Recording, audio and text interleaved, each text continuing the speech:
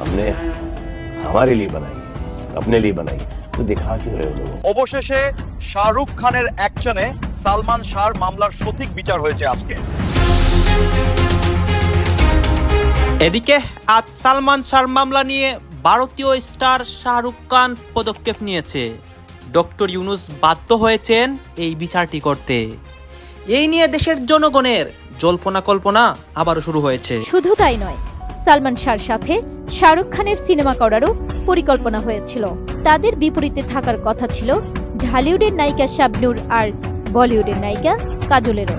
আমার দ্বিতীয় ছবিটি ছিল সালমান শাহরুখ খান, কাজল, শাবনূর আর সালমান, এই চারজন নিয়ে আমি ছবি করবো। গল্প রেডি হয়ে গেছে। 6 তারিখে মারা গেল। 15 তারিখ পর্যন্ত আমার ছবির কাজ শেষ করে আমরা দুজনেই চলে যেতাম বম্বে শাহরুখের বাসায়। ওখানে গিয়ে গল্প শুনিয়ে তারপরে তার শিডিউল নিয়ে চলে আসতাম। এমনটা চিন্তা ভাবনার মধ্যে আসাটাই তো অপরিকল্পনীয় একটা ব্যাপার ছিল। এবং হাসমত রেজা তিনি বলছেন যে যখনই এই চারজনকে একসঙ্গে নিয়ে ছবি করার কথা ভাবছিলাম আমরা তখনই বুঝেছিলাম যে শুটিং তো বাংলাদেশে করা সম্ভব নয়, তাহলে হয়তো ইন্ডিয়াতে হতো সেই শুটিং। সেই সব বিষয়ে কথা বলতে 13ই সেপ্টেম্বর ডিরেক্টরকে নিয়ে সালমান শাহ পাড়ি দিচ্ছিলেন মুম্বাইতে।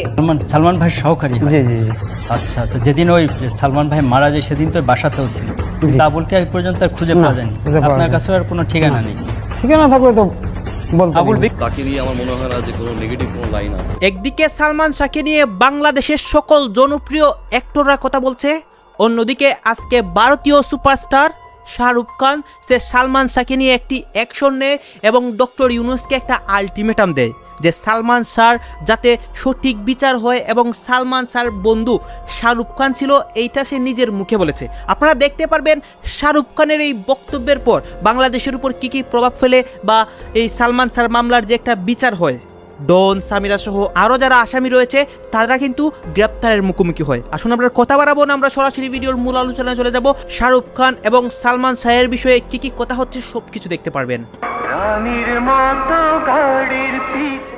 90 দশকের ঢালিউডের এক বিপ্লব চলচ্চিত্র আকাশে উজ্জ্বল নক্ষত্র ছিলেন সালমান শাহ।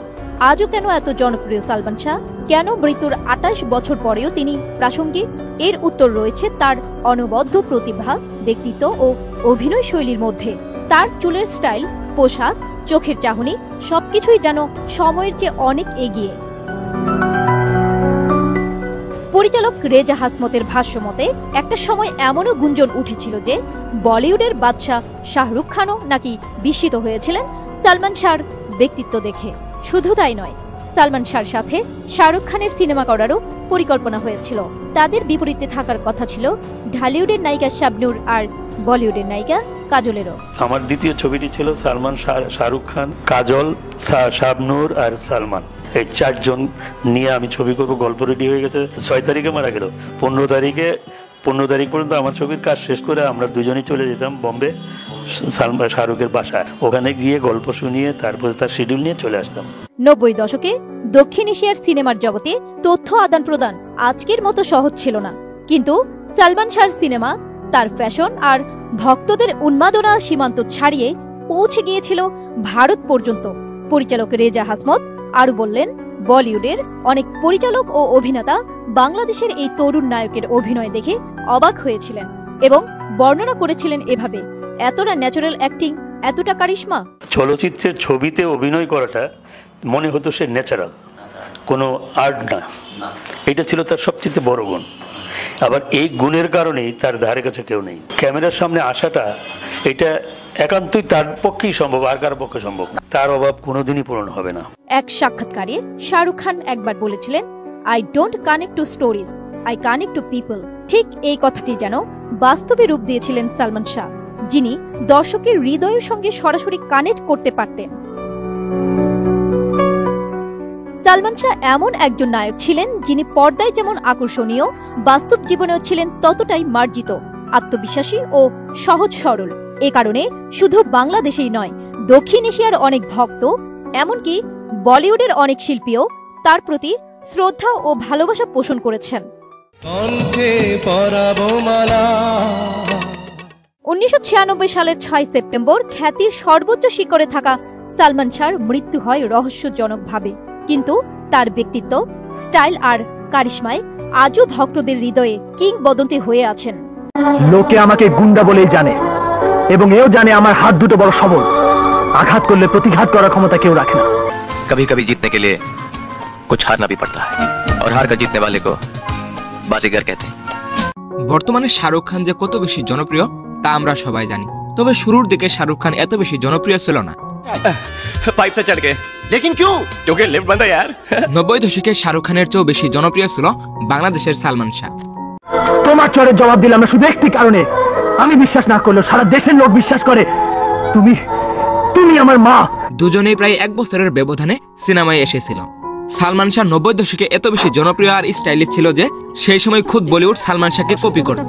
একটা কথা মনে রেখো, জোর করে ঘড়ির কাঁটা থামিয়ে দিলে ঘড়ি অচল হয়ে যায়, কিন্তু সময় থেমে থাকে না। শাহরুখ খানের এখনো বেশ কিছু স্টাইলে সালমান শাহর ছায়া খুঁজে পাওয়া যায়।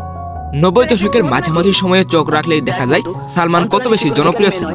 শাহরুখ খান যখন চলচ্চিত্রে প্রবেশ করেন তখন তাকে জনপ্রিয় হতে বেশ কয়েক বছর অপেক্ষা করতে হয়, কিন্তু সালমান শাহ তার প্রথম সিনেমাতেই রাতারাতি জনপ্রিয়তা লাভ করেন।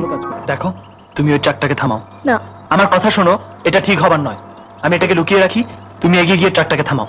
ওরা যেন কিছুতেই বুঝতে না পারে আমরা বাড়ি থেকে পালিয়ে এসেছি। ওকে? जरा पता करना है कि ये सीन क्या हो रहा है और मेरे डायलॉग क्या है। তো চলুন এবার জেনে আসি 90 দশকে সালমান শাহ ও শাহরুখ খানের মধ্যে কে বেশি জনপ্রিয় ছিল।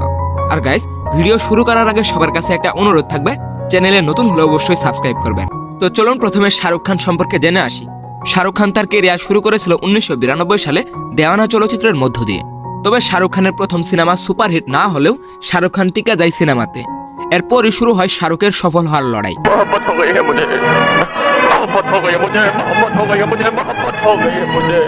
ঠিক একই বছর 1992 সালে তার আরো 3টে সিনেমা মুক্তি পায়। সেই সিনেমাগুলো সুপারহিট না হলেও মোটামুটি ব্যবসা সফল ছিল। কিন্তু হঠাৎই শাহরুখ খান বাজিগর ও ডর সিনেমায় খলনায়ক চরিত্রে অভিনয় করা শুরু করেন। এই দুই সিনেমায় শাহরুখ খান অভিনয় করার পরই হঠাৎই দারুণ জনপ্রিয় হয়ে ওঠেন দর্শকদের কাছে। ডর ছবিতে শাহরুখ খান একজন ব্যর্থ প্রেমিকের চরিত্রে এবং বাজিগর ছবিতে একজন খুনির চরিত্রে অভিনয় করেন। বাজিগর সিনেমাতে শাহরুখ খান প্রথম কাজলের সঙ্গে জুটি বেঁধে কাজ করা শুরু করেন এবং তারা দুজন একসঙ্গে জুটি বেঁধে বলিউডে অনেক ব্যবসা সফল সিনেমা উপহার দেন। तभी तो मैंने कहा था, कभी कभी जीतने के लिए कुछ हारना भी पड़ता है और हार कर जीतने वाले को बाजीगर कहते हैं।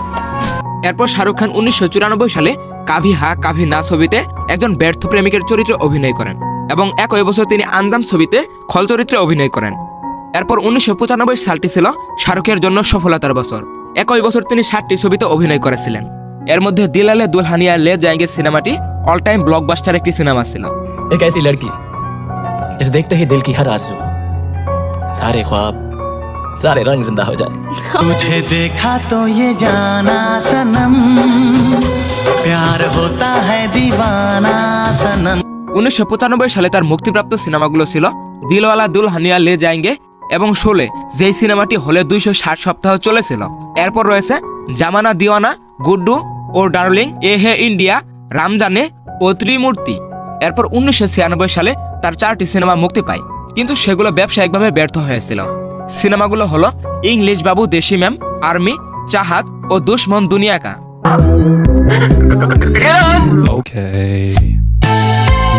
এরপর 1997 সালে তার 5টি সিনেমা মুক্তি পায়। তার মধ্যে ছিল গুদগুদি কয়লা ও দিল তো পাগল হে ইত্যাদি। मैं पागल हूँ? सिर्फ बेवकूफी की बात है। बेवकूफ हूँ मैं? हाँ? है कौन तू मेरी बीवी का? हाँ? क्या लगता है तू उसका? बड़ा भाई है उसका? उसका छोटा भाई है? এরপর 1998 সালে তার আরো 3টি সিনেমা মুক্তি পায়। সেগুলো হলো ডুপ্লিকেট, দিল সে ও কুছ কুছ হতা হে। এরপর 1999 সালে শাহরুখ খানের মাত্র একটি সিনেমা মুক্তি পায়। সিনেমাটি হলো বাদশা। তবে 2000 সালের পর থেকে শাহরুখ খান আরো দারুণ সব ব্যবসা সফল সিনেমা উপহার দেন। শাহরুখ খান 90 দশকে খুব একটা জনপ্রিয় হতে পারেনি। सिर्फ ट्रेलर है, पिक्चर अभी बाकी है मेरे दोस्त। रेडी? तुझे देखा तो ये जाना सनम। তো যাই হোক, এবার চলুন জেনে আসি সালমান শাহ সম্পর্কে। সালমান শাহ তার ক্যারিয়ার শুরু করেছিল 1993 সালে কিয়ামত থেকে কিয়ামত সিনেমাটির মাধ্যমে। প্রথম সিনেমার রিমেক হলো বাংলাদেশে দারুণ ব্যবসা সফল হয়েছিল। তোমার জন্য গড়েছি আমি মঞ্জিল ভালোবাসা। হ্যাঁ, তাতে কি হয়েছে? ভুলটা তো আমারই হয়েছে, আগেই জিজ্ঞেস করা উচিত ছিল তুমি রান্না বান্না জানো কিনা। আমি কিছুই জানি না। এরপর সালমান শাহকে আর পেছনে ফিরে তাকাতে হয়নি। দ্বিতীয় সিনেমাটি ছিল তুমি আমার। এই সিনেমাটিও ব্যবসায়িকভাবে দারুণ সফল হয়েছিল। এরপর 1994 সালে সালমানের 6টি সিনেমা মুক্তি পায়। সেগুলো হলো তুমি আমার, অন্তরে অন্তরে, সুজন সখী, বিক্ষোভ, স্নেহ, প্রেম যুদ্ধ ইত্যাদি। এখানে দুজনে নিরজনে সাজাবো প্রেমের পৃথিবী। 1994 সালে সালমানের সবগুলো সিনেমায় প্রায় ব্যবসায়িকভাবে সফল হয়েছিল। এরপর 1995 সালে সালমান শাহ অভিনীত আরও 6টি সিনেমা মুক্তি পেয়েছিল। তার মধ্যে রয়েছে দেনমোহর, কন্যাদান, স্বপ্নের ঠিকানা, আঞ্জুমান, মহামিলন ও আশা ভালোবাসা। কিন্তু তুমি আমার মাকে সামান্য একজন দারোয়ানের মেয়ে বলে পুত্রবধূর স্বীকৃতি দাওনি। ক্ষমা বোঝো, ক্ষমা। বুঝি, আমাকে ক্ষমা করো। 1995 সালেও সালমানের বেশ কয়েকটি সিনেমা দারুণভাবে সফল হয়েছিল। এরপর 1996 সালে সালমানের আরও বেশ কয়েকটি সিনেমা মুক্তি পেয়েছিল। তার মধ্যে উল্লেখযোগ্য ছিল বিচার হবে, এই ঘর এই সংসার, প্রিয়জন, তোমাকে চাই, স্বপ্নের পৃথিবী, সত্যের মৃত্যু নেই, জীবন সংসার, মায়ের অধিকার, চাওয়া থেকে পাওয়া ইত্যাদি। এবং সালমান শাহের মৃত্যুর পর 1997 সালে আরো 5টি সিনেমা মুক্তি পেয়েছিল। কিভাবে সালমান শাহ আত্মহত্যা করতে পারেন, এখন এমন বড় একটা চাঞ্চল্যকর তথ্য পেলাম। এবং সালমান শাহের বন্ধু সম এক ব্যক্তিত্বের কাছ থেকে, যার সঙ্গে সালমান শাহের ভীষণ ভালো রিলেশন ছিল এবং তারা একসঙ্গে সিনেমা কেন্দ্রিক কাজকর্ম করতেন, তিনি এমন একটা কথা বললেন যে কথাটা শোনার পরে আপনারও মনে হতে বাধ্য যে কোনোভাবেই সালমান শাহ আত্মহত্যা করতে পারেন না। কেন বলছি আমি এমন কথাটা? শুনলে আপনারও গায়ের লোমকূপ খাড়া হয়ে যাবে। চলুন একদম দেরি না করে ভিডিওটা শুরু করা যাক। সালমান শাহ আমাদের সকলকে ছেড়ে চলে গিয়েছিলেন 1996 সালের 6ই সেপ্টেম্বর। আপনারা জানলে অবাক হবেন, 1996 সালের 13ই সেপ্টেম্বর সালমান শাহের মুম্বাই যাওয়ার কথা ছিল হাসমত রেজা, ডিরেক্টর হাসমত রেজাকে সঙ্গে করে নিয়ে। কারণ তাদের মধ্যে একটা প্ল্যানিং চলছিল। এটা ডিরেক্টর হাসমত রেজারও ইন্টারভিউ থেকে আমরা জানতে পেরেছি যে এদিকে সালমান শাহ এবং শাবনূর, ওদিকে শাহরুখ খান এবং কাজলজি, তারা একসঙ্গে একটা প্রজেক্টে কাজ করবেন, এইরকম প্ল্যান হয়েছিল সেই সময়ে। এবং সেই প্রজেক্টটা নিয়ে কথাবার্তা বলবার জন্য ডিরেক্টর হাসমত রেজাকে নিয়ে সালমান শাহ 13ই সেপ্টেম্বর 1996 সালে মুম্বাইয়ে যাবেন, এমনটা প্ল্যানিং ছিল। তাহলে কিভাবে এত বড় চোখে একটা স্বপ্ন নিয়ে এই মানুষটা করতে পারেন? এত বড় একটা প্ল্যানিং হয়ে গিয়েছিল। সোশ্যাল মিডিয়ায় বিশাল ভাইরাল একটা ছবি, যেখানে আমরা কিন্তু একই ফ্রেমে সালমান শাহ এবং তার সাবেক স্ত্রী সামিরা হক আর এদিকে শাহরুখ খান এবং তার স্ত্রী গৌরীজিকে একই ফ্রেমের মধ্যে দেখতে পাই। এবং শাহরুখ খানের সঙ্গে সালমান শাহের খুব বন্ধুত্বপূর্ণ একটি সম্পর্ক ছিল। বন্ধুত্বপূর্ণ সম্পর্ক না থাকলে একসঙ্গে তারা কাজ করবেন এমনটা চিন্তা ভাবনার মধ্যে আসাটাই তো অপরিকল্পনীয় একটা ব্যাপার ছিল। এবং হাসমত রেজা তিনি বলছেন যে যখনই এই চারজনকে একসঙ্গে নিয়ে ছবি করার কথা ভাবছিলাম আমরা তখনই বুঝেছিলাম যে শুটিং তো বাংলাদেশে করা সম্ভব নয়, তাহলে হয়তো ইন্ডিয়াতে হতো সেই শুটিং। সেই সব বিষয়ে কথা বলতে 13ই সেপ্টেম্বর ডিরেক্টরকে নিয়ে সালমান শাহ পাড়ি দিচ্ছিলেন মুম্বাইতে, ভারতে। তার আগেই, তার 7 দিন আগে এইরকম একটি ঘটনা, আত্মহত্যা, তিনি আত্মহত্যা করে ফেললেন। এবং বন্ধু সমাজে ভদ্রলোকের ইন্টারভিউটি দেখলাম, আমি এখানে একটা স্ক্রিনশট দিচ্ছি, আপনারা নিশ্চয়ই দেখে থাকবেন এই ভদ্রলোকের ইন্টারভিউ। তিনি বলছেন যে সালমান শাহ কোনোভাবেই আত্মহত্যা করেনি, তাকে খুন করা হয়েছে। এবং তিনি বলছেন যে যেদিন সালমান শাহের সঙ্গে আমার দেখা হলো, আমরা একসঙ্গে এফডিসির ক্যান্টিনে গেলাম, আমরা কোক খেলাম, আমরা সিনেমা নিয়ে গল্প করলাম, আমরা কথাবার্তা বললাম, তখন সালমান শাহ একজন প্রাণবন্ত মানুষ। কোনোভাবেই এটা সম্ভব নয় যে তিনি আত্মহত্যা করেছেন। এবং তিনি আরো বলছেন, যারা অভিযুক্ত বা অভিযুক্ত বলে যাদের গণ্য করা হচ্ছে, এখনো পর্যন্ত তারা কিভাবে খুল্লা ঘুরে বেড়াচ্ছে, কেন গ্রেফতার হলো না এখনো কেউ? এবং এটা কিন্তু এই একই প্রশ্ন কিন্তু আমাদের প্রত্যেকের, যে যারা অভিযুক্ত হিসেবে চিহ্নিত হয়েছেন এখনো পর্যন্ত তাদের একজনও কেউ অ্যারেস্ট হননি। এটা কিভাবে সম্ভব? ভদ্রলোক বলছেন যে আমরা জুলাই বিপ্লব করে এক বিপ্লবী সরকার এনেছি, আমরা এই নতুন সরকারের কাছে আমাদের এটা দাবি যে সালমান শাহের হত্যার ন্যায় বিচার আমরা চাই এবং যারা অভিযুক্ত তাদের গ্রেফতার করা হোক।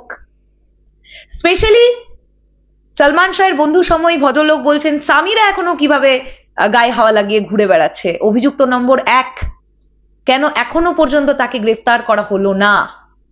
এবং উনি এটাও বলছেন দর্শক আপনারা তো দেখলেন এখানে কি কথা হচ্ছে, অনেকে কিন্তু অনেক কথা বলতেছে, অনেকে আলোচনা করতেছে, অনেকে আবার এই সালমান শাহ মামলা নিয়ে অনেক প্রতিবেদন বলতেছে বা শাহরুখ খানের বিষয়ে এই বিষয়গুলো নিয়ে কথা হচ্ছে। গাইস এই বিষয়গুলো দেখে এবং সালমান শাহ মামলা নিয়ে আপনাদের মন্তব্য কি, এবং এটা সঠিক তদন্ত হয়ে যাতে বিচার হোক এবং মূল আসামিরা যাতে শাস্তি পায়, এটা আপনারা চান কি চান না, বা আপনাদের মন্তব্য অবশ্যই আপনারা আমাদের কমেন্ট বক্সে লিখে যাবেন। এবং সর্বশেষ আপনাদের কাছে আমাদেরকে রিকোয়েস্ট থাকবে, আপনারা আমাদের চ্যানেলের দর্শক হয়ে থাকলে চ্যানেলটি সাবস্ক্রাইব করবেন এবং পাশে থাকা বেল বাটনটি বাজাবেন যাতে করে নেক্সট ভিডিওটা সবার আগে আপনাদের কাছে পৌঁছে যায়। ধন্যবাদ।